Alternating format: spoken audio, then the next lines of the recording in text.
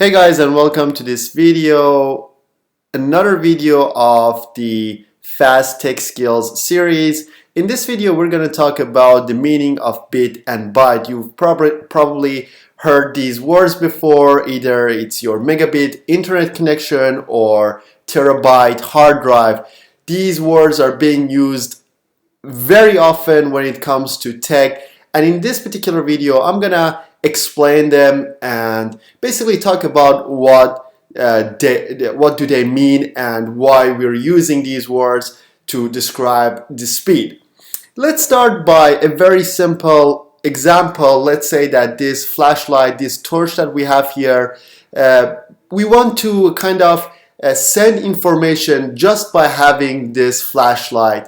So we only have two states. So when we want to send some sort of information, we can only send two states of information. We can either have it on or have it off. So these are the only states that we can communicate using this flashlight. If you want to just send some signals, maybe in the night out in the wild, with this flashlight you only have two states. So the message that you form, it needs to kind of consist of different letters of only two states. If you think about it, we have the alphabet, and alphabet has so many letters.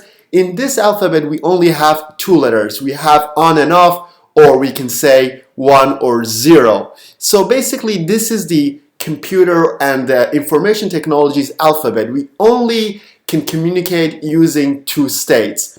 So of course, when we put together the letters, we can make words. So now let's just take this example and apply it to a cable that we have. In the area of digital computing, computers work based on digital electronics. And digital electronics is basically kind of starting out with a very simple logic. You can only transfer two states through a wire. So it could be only 1 or 0, same as the torch.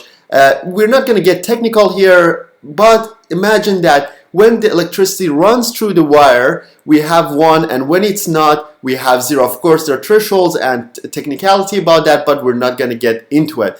So in digital computing, we can only use 0 and 1 to transfer data between different parts of a computer or different computers on a network. So the bit that we're talking about here basically refers to one letter in the alphabet of digital computing, which consists of only 1 and 0. So one bit, we can think of it as one letter. It's either 1 or a 0. That would be our bit, right? Now, because we need to send so many 1s and 0s through a cable to convey our message, to transfer data, then we need a bigger kind of package of these letters to actually convey a meaning. So what we've done in computer science, we have designed a way that we can package different bits together, and we call that a byte. So a byte is basically, if you think of it, is a 8-letter kind of word. So it would be 2, 3, 4, 5, 6, and let's say we add 2 more here, and this would be our byte. So a byte is basically 8 bits. So when we basically put 8 bits together, we have created the package of byte. Some of you might actually ask, why 8-bit? Why we've picked the number 8?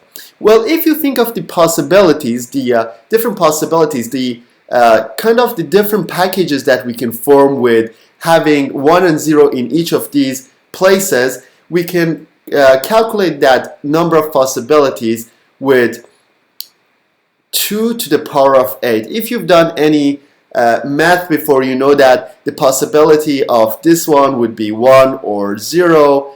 This one would be 1 and 0. So we have 2 possibilities for each position, and that would be 2 to the power of 8. That would be equal to 256 different packages that we can form. So these 256 packages, we can turn them into characters. So we have one character set, 256 characters. We can have plus, minus, alphabet letters, numbers, different signs like greater or smaller. You can have the percentage sign. We have the capacity of actually defining 256 different characters so we can use to communicate. Another reason that number 8 is picked, because the very early stage computers, they used to use 8-bit packages to do calculations. So we had 8-bit computers back in the day, and that's another reason why this 8-bit package became the standard for a byte.